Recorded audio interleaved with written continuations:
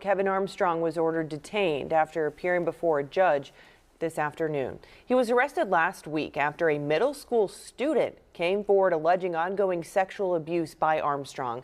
Another minor also alleging inappropriate touching from Armstrong over the course of several years.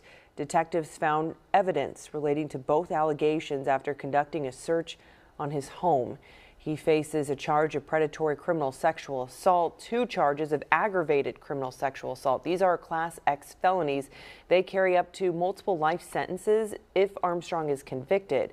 He's due back in court June 4th.